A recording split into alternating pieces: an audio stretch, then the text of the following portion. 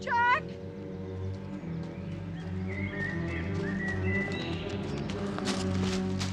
I'm here, darling, I'm here. It's all right, Susan. I just stumbled, that's all.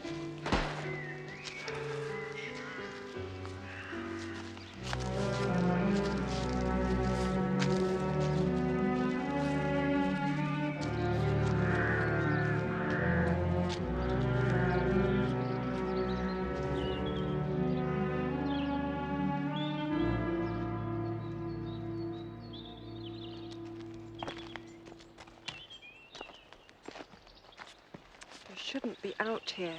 You know what Dr. Bernard said? So soon after the operation. Yes, I know what Dr. Bernard said. Stay inside. Get plenty of sleep. Well, that may be good advice for a tortoise, Susan, but not for... Oh, damn this infernal ulcer. Darling, you're still weak. It'll mend itself. It just takes time. You've just got to learn to be patient. What is it? Susan?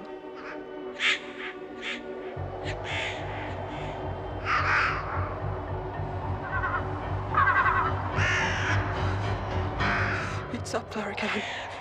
That face.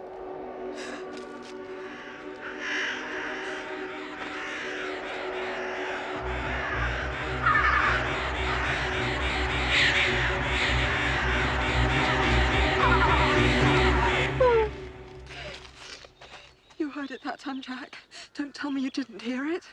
That mad, horrible cackling. She was up there. Up there like before. Laughing.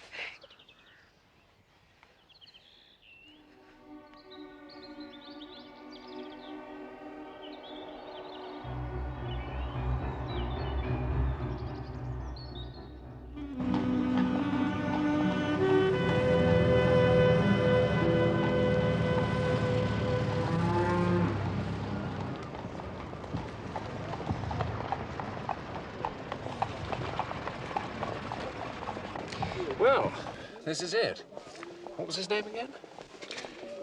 Norton. Samuel James Norton. Welcome to my hotel. This is the greatest day of my life. Let me take your bags. Thank you, Monsieur Norton. We received your letter this morning, and as you see, we came straight here. I've got two of my best rooms already in waiting for you, gentlemen. Thank you, Monsieur Norton. Now, in your letter, you state that the 3 farm workers have been poisoned. The syringe of the doctor has gone missing, and that it is only I, Hercule Poirot, who can solve the mystery. That's right, sir. But there's plenty of time. How about a nice pot of tea first? Oh, that's very kind. You don't do sandwiches at all, do you? Monsieur Norton, in a matter of murder, there is never the time to lose. The facts of this case, if you please. Right you are, sir. It's all here. The first 200 pages, anyway.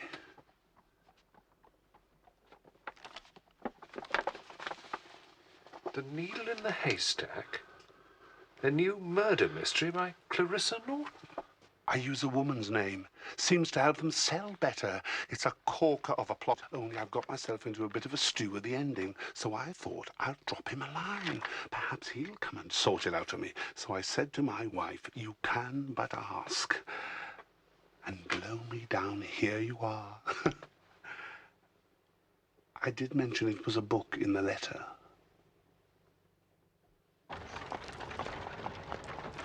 Oh, Hastings.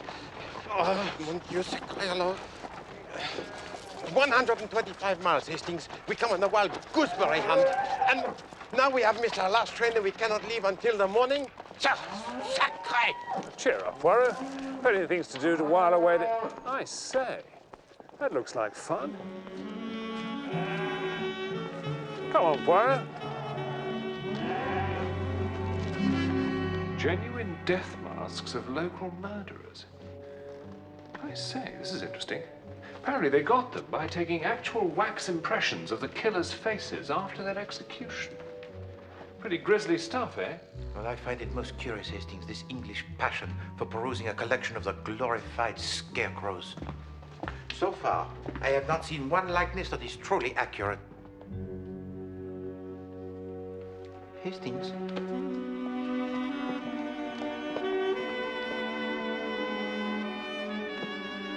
I'm sorry, sir. We're just closing. I'll have to ask you to leave. Are you coming, Hastings? Locking up time, I'm afraid. Yes, but... This way, please, sir.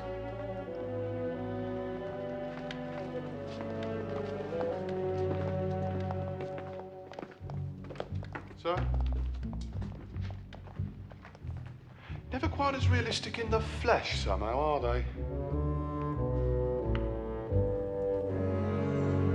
Any pain there? No. Well, I don't think there's any serious damage, but for goodness sake, be more careful, Jonathan.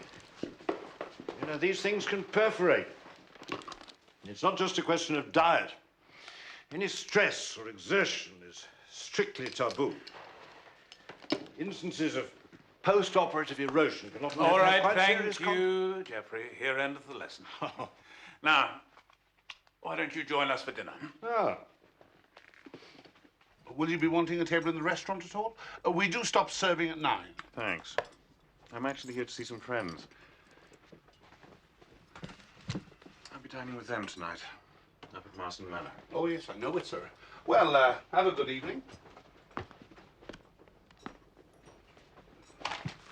Oh, Mr. Poirot, you worked it all out now, my whodunit? No, Monsieur Norton, I do not give another thought to your whodunit. The brain of Hercule Poirot is like the finely tuned engine of the motor car. It does not run on the cheap, low-grade fuel. Not to worry, yeah. Give you something to read in bed. I'll just get your keys for you. Oh. Someone just back from Africa? Kenya, actually. Just a small present for someone. If you'll excuse me. Monsieur? Oh, thank you.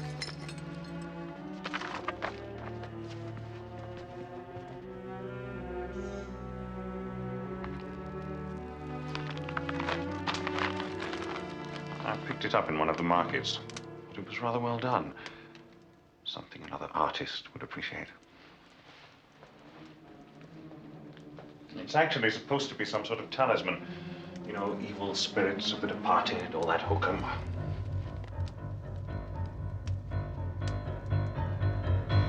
I'm sorry if I said something.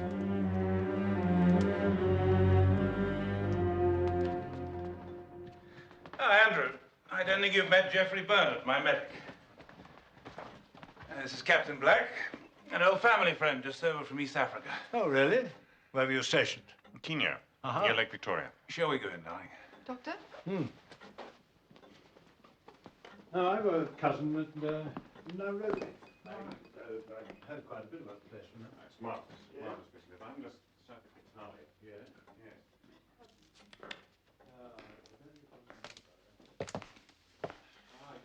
Ah, we're just about to have dinner, Miss Rawlinson. Won't you join us? Thank you, Mr. Maltravers. The books are still in a bit of a mess, I'm afraid. Well, perhaps you could join us later.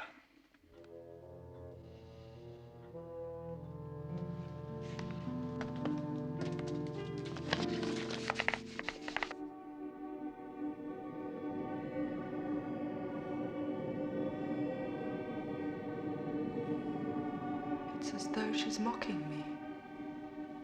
And then, just as suddenly, it stops. As if I completely imagined it all. So let me get this clear. What you're saying is, out there in the garden, there's the ghost of a dead girl up in a tree. Well, the story is that 50 or so years ago, a young teenage girl killed herself here in these grounds. She'd been jilted by a lover or some such thing. Anyway, she climbed to the top of that massive cedar out there and threw herself off. And over the years, people in the village have... Well, you know how these superstitions take root. In my experience of these cases, a lot of it's auto-suggestive. People believe that they've witnessed some sort of paranormal... Dr. Bernard, I know what I saw.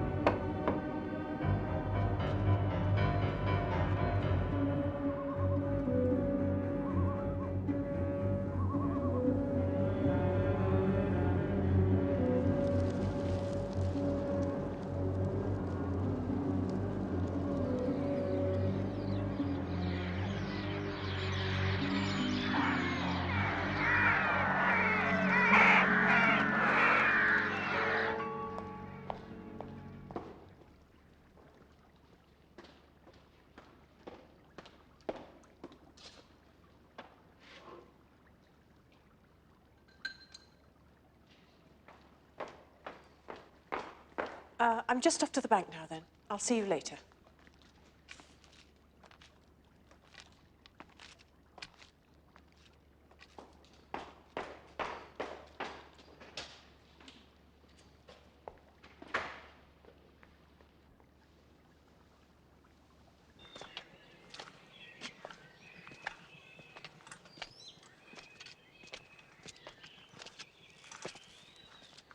Danvers, chilly morning. Morning, sir.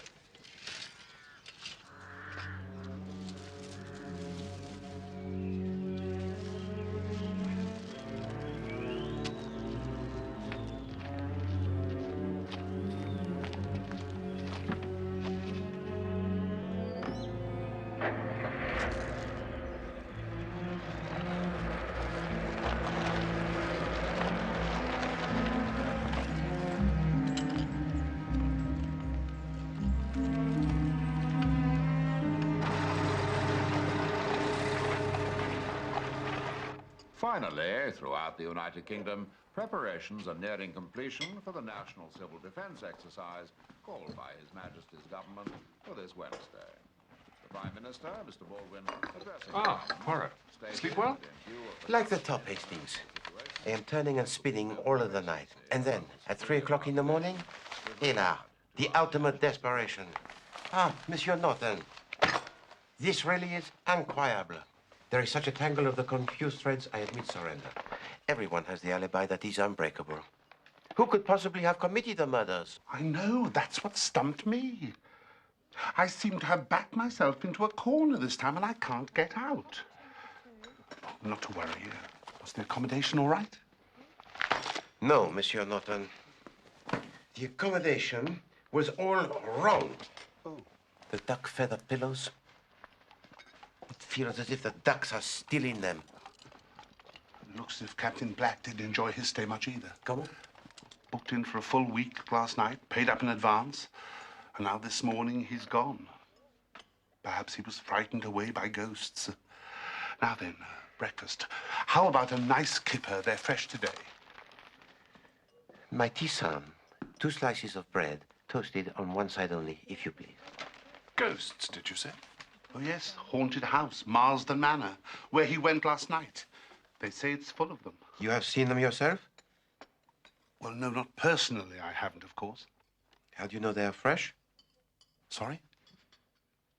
The kippers. Oh, yes. They're fresh, all right. We get them delivered twice a week from Grimsby. So, it is the place of the untold evil, crawling with the spirits of the living dead. Grimsby? Marsdon Manor. Monsieur Norton, my breakfast, if you please. We both have the urgent train to catch.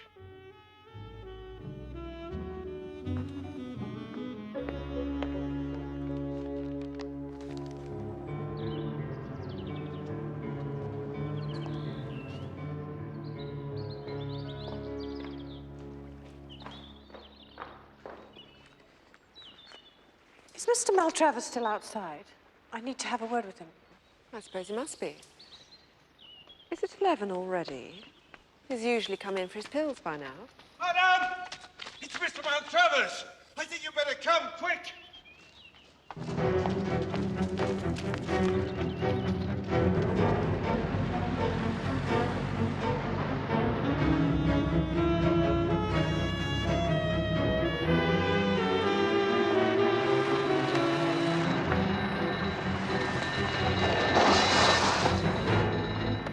Come on!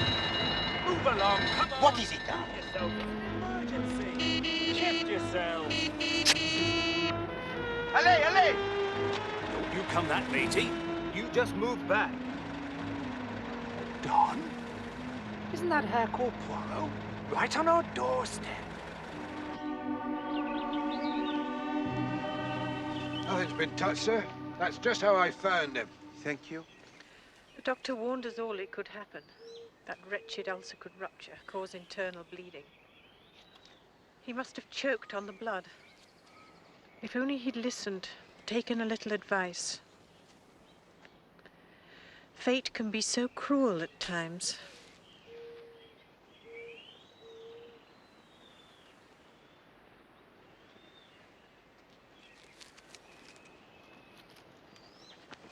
Monsieur Danvers, you say that you discovered the body at 11. But before this, when was the last time that you saw him alive, your employer? About 9:30. He just plonked himself on the old stone seat by the edge. He often went there for a little snooze after breakfast. The stone sea.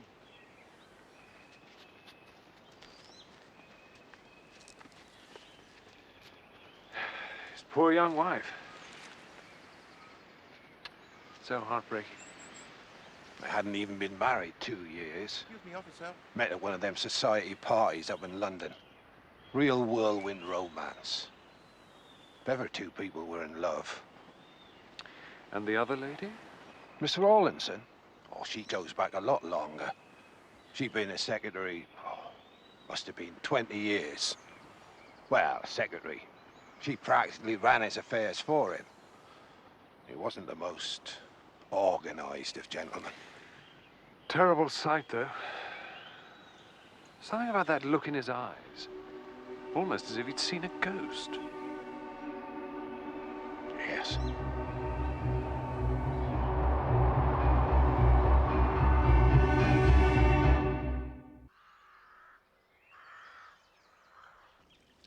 Come along, my dear. Take one of these.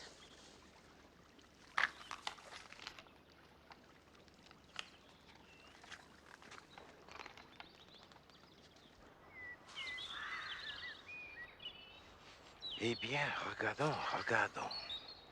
Où est-il? Ah, voilà. What have you found? What I was looking for.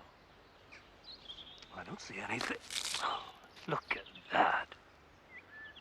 Un moment, un moment. Qu'est-ce que c'est? Ah, there are more.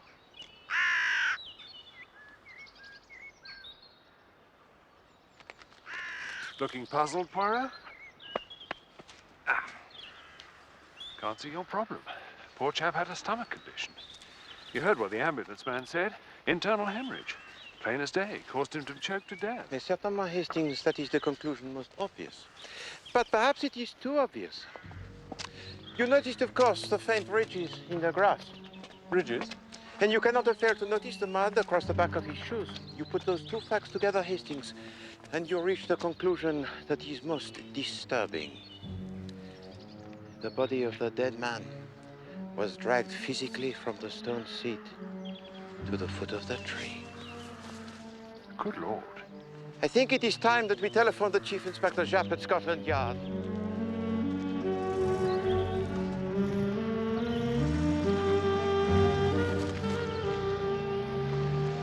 You were in the south of France 2 months ago.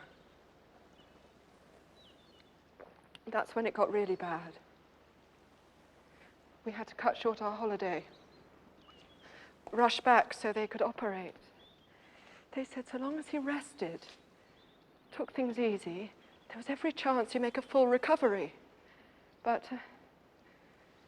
you couldn't keep Jack indoors like that all day long. He'd suffocate, go mad. My dear, do you think it's one? It was her. I know it. She killed him. She? Madame Maltravers? I think it would be best if you all left now. She's still in a state of shock. Up there, in the tree, that awful, laughing woman. That's what he saw. That's what frightened him to death.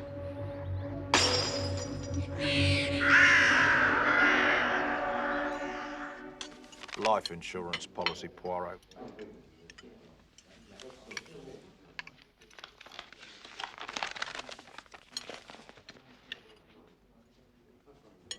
£50,000? That is indeed a great amount of money, Chief Inspector. Ask yourself, Poirot. Man insures his life for a hefty sum like this. His health takes a sudden turn for the worse. He becomes a burden on his poor young wife. He might decide life's not worth living anymore. He's more used to her dead than alive. Suicide? Insurance fraud. It's certainly worth considering. Well, the boys from the insurance company have been doing their homework, and it seems that our Mr. Maltravers's business affairs have been going through rather a sticky patch of late. As things stood when he died, he was on the verge of bankruptcy. No, merci. Now, that would give him a pretty powerful motive to engineer his own death, pay off his debts, and make sure Mrs. Maltravers was left well provided for. Tell me, Chief Inspector Japp, how is Monsieur Maltravers supposed to have taken his life when there are no signs of the violence, no injuries of any kind on the outside, and there is no poison that can fill the mouth of a man with the blood? Well, presumably the post-mortem will tell us if it was the ulcer. Yes, that'll take a couple of days yet. We've got to get a pathologist over from Norwich. And of course, we mustn't forget Captain Black. Now, he left in a bit of a hurry. I hope you've got your lads on the lookout for him, Chief Inspector. Yes, we circulated a full description of all the major seaports. Although, of course, it's not really the... You seem to know a lot about all this, sir. Crime and detection, Chief Inspector, are a special hobby of mine, as Mr. Poirot here will tell you. Now, I've drawn up a little list of the principal suspects, which I think you'll find very useful. Thank you. Monsieur Norton, perhaps you would oblige us with a little more of your most illustrious applesauce? Certainly. Thank you.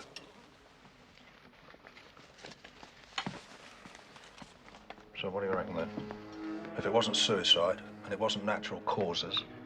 Surely you don't believe all this hogwash about ghosts and haunted trees? I believe, mon ami, that there is at work here some great evil. In what shape or form, we shall soon discover.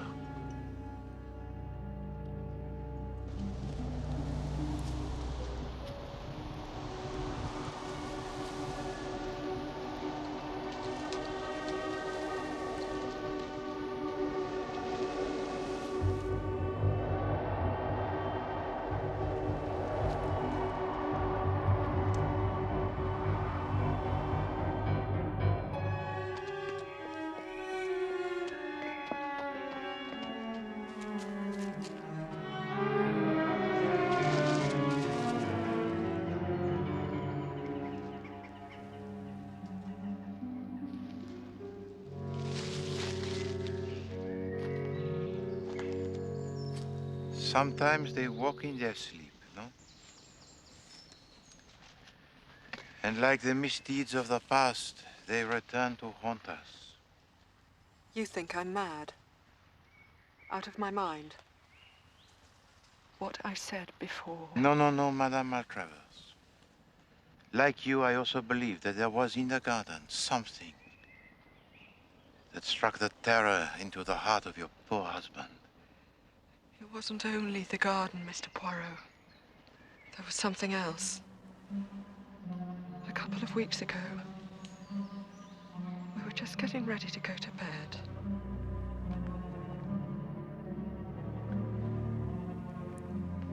Jack was in the bathroom.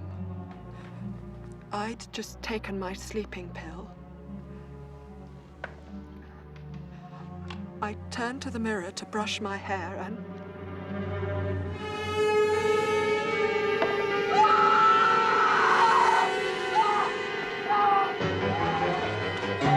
It was her blood.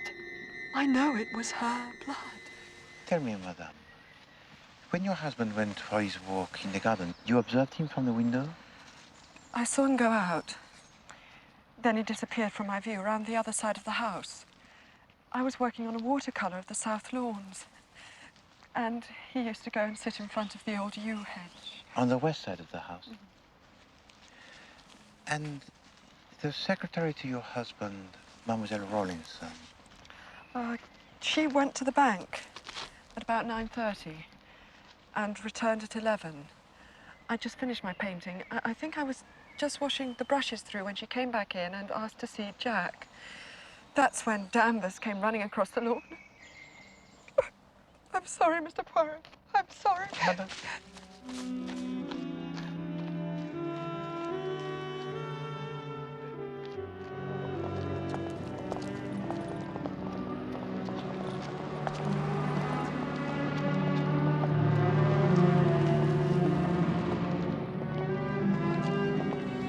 National Civil Defence Day.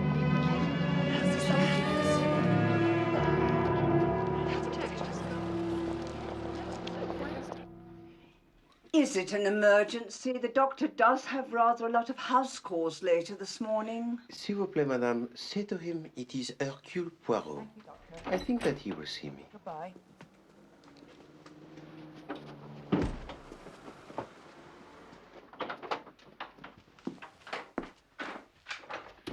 Doctor, there's a gentleman outside suffering from Hercule Poirot. He seems to think it's quite serious. Oh, yes, thank you, Margaret. Show him through. Thank you. Mr. Poirot?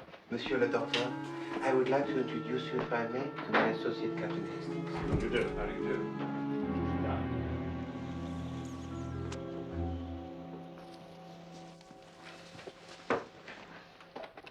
For the children. Help yourself. Thank you.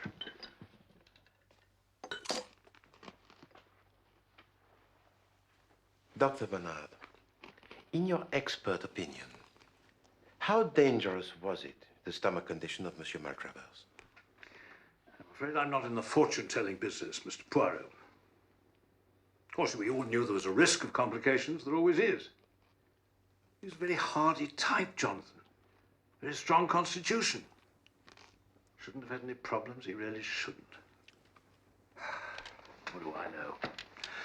45 years medical experience. Sometimes doesn't amount to a jot in the end. Rot your teeth, you know. Do you also prescribe the drugs for Madame Maltravers? Oh, yes, from time to time. Sleeping pills, that sort of thing. She frequently... That's odd. Something is wrong, Dr. Bernard? Chloroform. 5 fluid-ounce bottle. It's gone.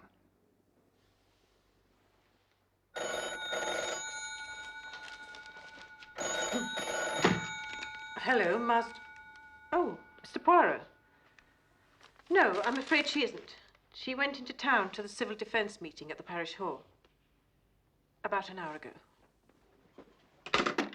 The Civil Defence meeting. Come, Hastings. The time may be of the essence.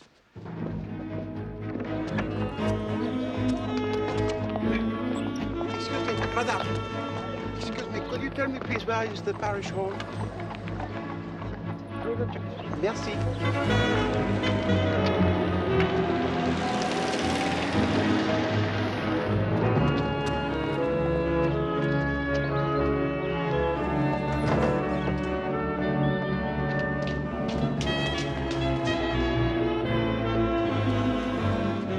Vite, mon ami.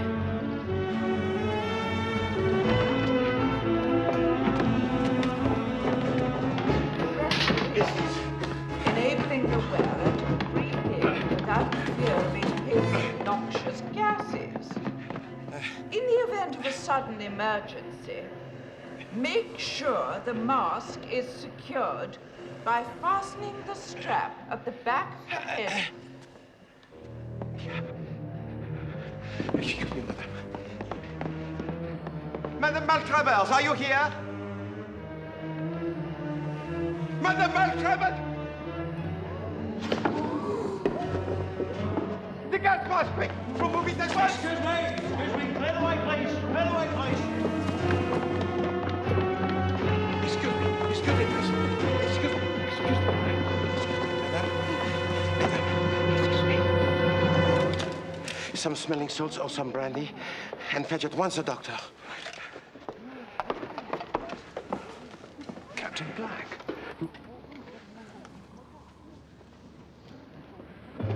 Quick, Hastings, he must not leave.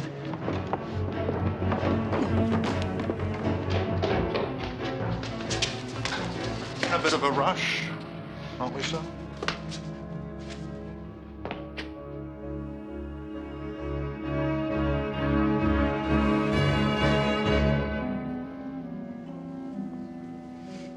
It is all right, madame. It is all right.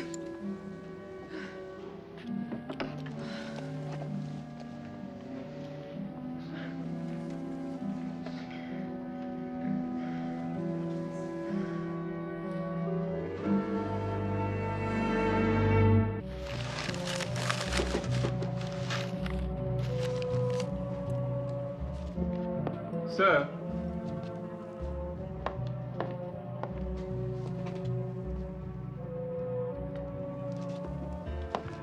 Hastings, I think it would be wise for you to travel back with Madame Maltravers until she is quite recovered from this ordeal. Oh, yes, of course. Madame. Thank you. See you back at the hotel.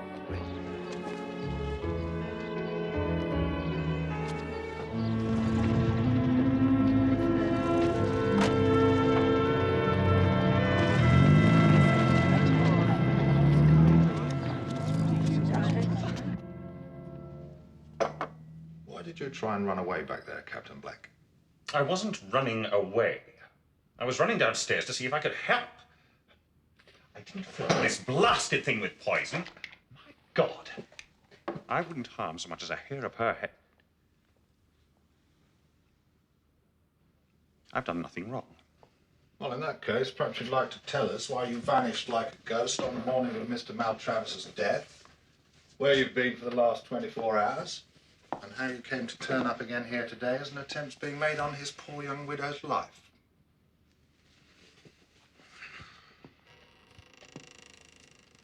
Captain Black, if you will not answer the questions of the Chief Inspector Japp, perhaps you will answer one of mine. How long have you been in love with Madame Maltravers? This is preposterous. No, come, monsieur. The truth, if you please. How could I stay here? How could I stay when every second was agony for me? Seeing the two of them like that, I thought I'd managed to get over it. And when I saw her again, I knew it was no good. I was just so ashamed of my feelings.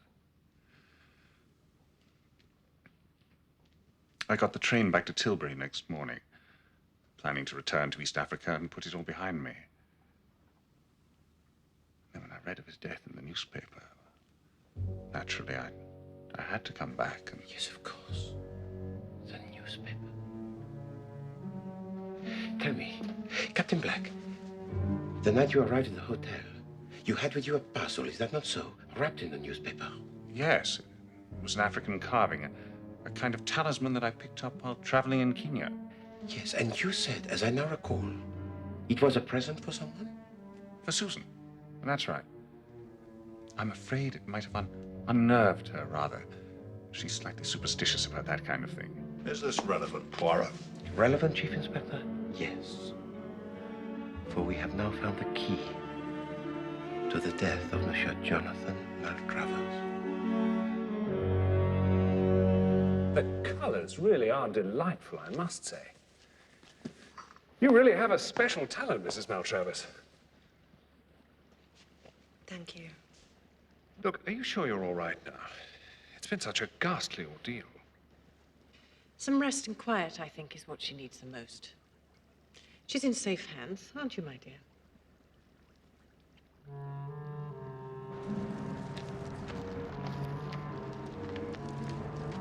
Captain Hastings! I'd like you to have this for all your help today.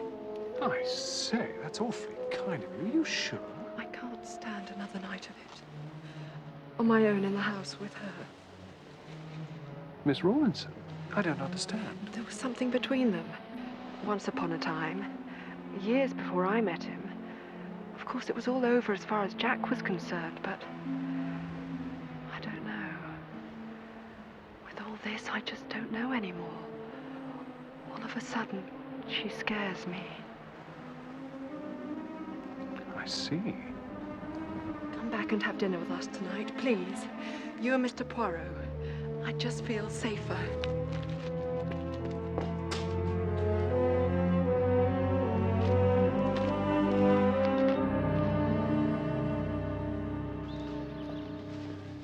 So, what's happened? They arrested Captain Black? The fog, it begins to clear, Hastings. But there are yet many questions that remain unanswered. So, I come here for the early lunch. The salad niçoise will prove most nourishing for the little grey cells. So what have you found out? Was Maltravers murdered or not? Oh, yes, Hastings. He was murdered most cruelly and in the cold blood. What about Mrs. Maltravers? I wonder who put the chloroform in her gas mask. Yes. The mask. How is Madame Maltravers now? She's quite recovered from her ordeal? Yes, sort of. Actually, she's asked us both out there to dinner tonight, to the Manor. She still seems to be worried about that secretary, Miss... Hastings. Is this not the picture painted by Madame Maltravers on the morning of the tragedy? Yes. My worst suspicions are now confirmed. Regard, Hastings, it is all here. This picture tells the whole story. You do not see? Sorry, Poirot. Just looks like a painting of the garden to me. And the eggs. Yes, the broken eggs. It must still be there. Ah, why did I not see before? Mr. Poirot. Inspector Japp on the phone from the local police headquarters. Sounds as if the plot's thickening.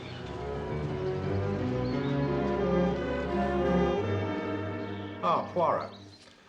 Thought you might be interested to hear the rather startling results of that post-mortem. According to this, what actually killed Jonathan Maltravers was... How the devil did you know that? We have not the moment to waste, Chief Inspector. Tell me, do you still have stationed at the Manor House the constable outside in the garden? Bon. Then listen to me carefully. You must give to him the following instructions.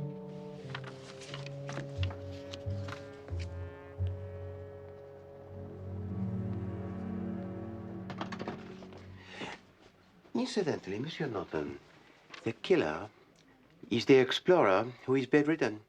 Really? Oh, may we? He fires into the fruitcake the poison dart from his window upstairs. Good Lord. I think you may have solved it for me. And you, my friend, can repay with a small service for me.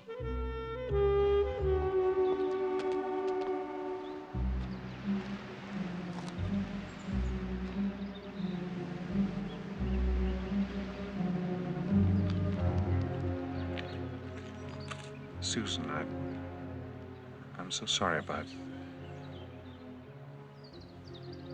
I had to come back. Do you understand? It was very sweet of you, Captain.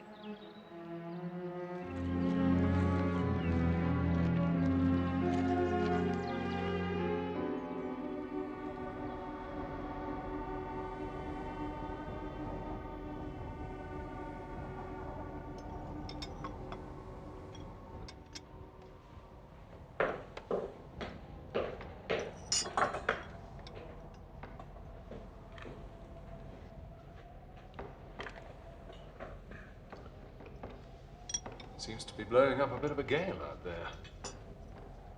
Eh bien, Hastings, the strong gales, they are to be expected at this time of year. Strong enough to waken the dead.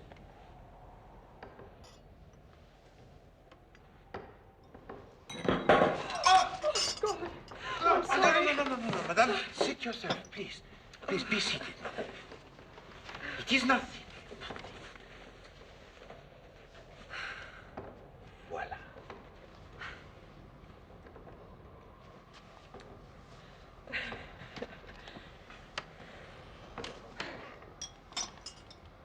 Oh, my God. My God, what's happening? It is the wind, madame. Nothing more. No. No, those doors were locked. I locked them both before dinner. I distinctly remember.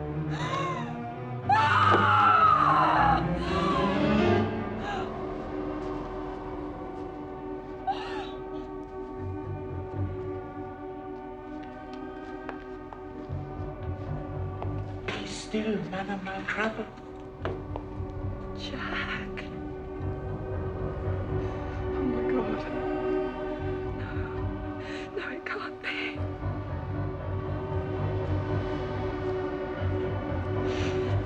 Madame, your hand, it is bleeding. No. No, Mr. Poirot. Jack's blood. My husband's blood is on my hands. Because I killed him.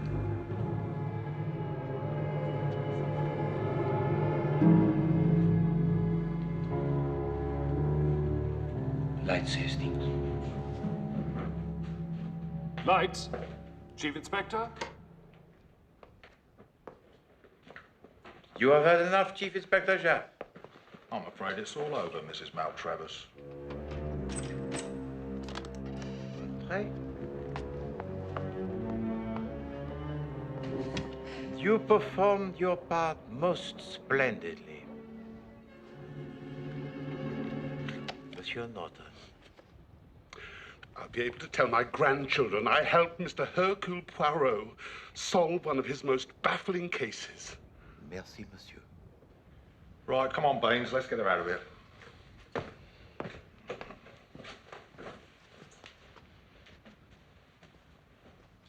Susan, you did this for me. For you.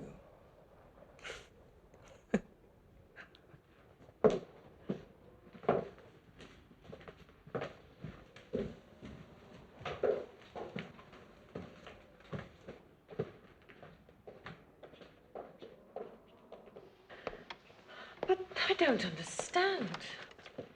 This mask. A wax cast, mademoiselle, taken from the face of the deceased. A device most macabre, huh? But I fear it was necessary for the success of this little masquerade. But the blood. A little red paint that I pressed into her hand a few seconds before. In fact, it was the same red paint that she herself used to produce the blood on the mirror in her bedroom.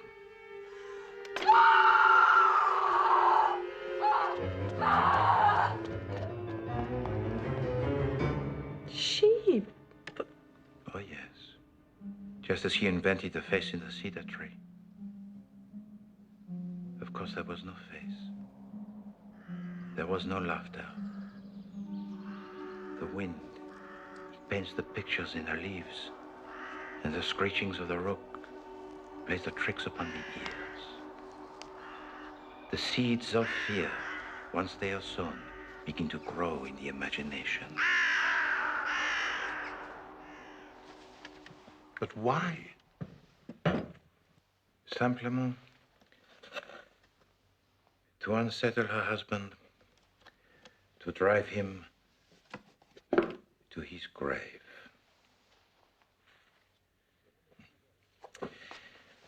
Remember, mademoiselle, that his condition, it is still weak after the operation, yes?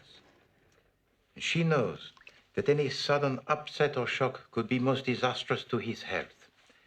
Hello, voila. The insurance, it is paid out, and she has got rid of the husband she had married only for his money. Unfortunately, Mr. Maltravers turned out to be rather stronger than she'd bargained for, which was why she decided on more drastic measures. Ah, yes.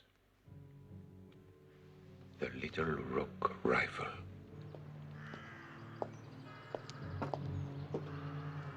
Jack? Mademoiselle Rawlinson, you are at the bank. Monsieur Danvers at work in another part of the garden. And so she took her chance. The rook rifle with its tiny bullets was the murder weapon. Parfait.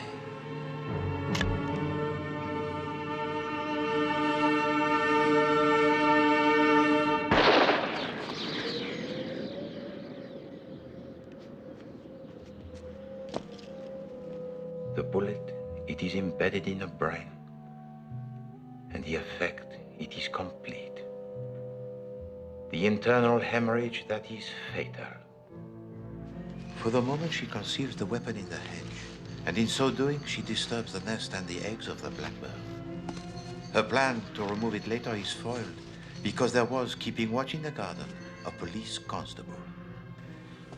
The body she then drags to the foot of the tree, to make us believe he had seen something up there, which brought upon his attack tragique.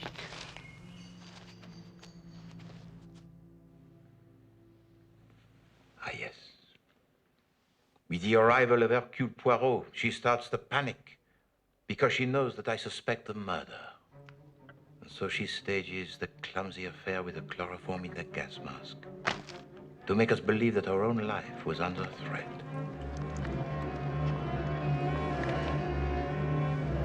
All this to divert our suspicions of the most cruel, the most brutal murder of her poor husband.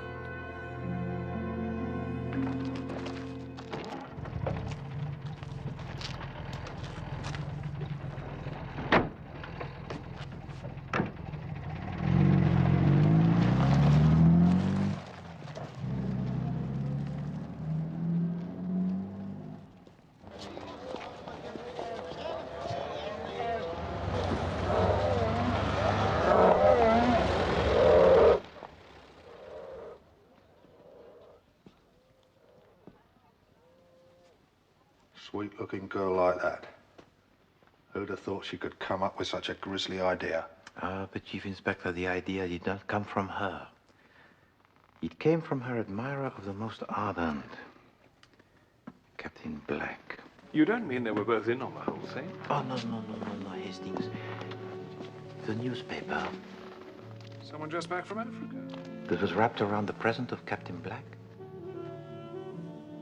On the front page, there was a story about a farmer in East Africa who had killed himself in exactly the same manner, with a rook rifle in the mouth. You did not observe the headline? Huh. But Hercule Poirot, he sees everything and he forgets nothing. What about the picture? The shadows, Hastings. They were all cast from the right to the left. You do not see. Sorry, Poirot. Madame! I think you better come quick! Now, if she had truly painted that picture in the morning, before midday, as she had claimed, they would have all been cast from the left to the right.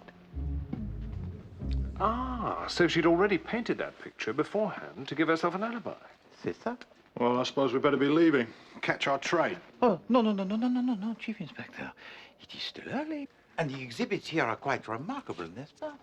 To be immortalized in such a fashion unique. Ah, quel honneur. Oh, I wonder what is around here.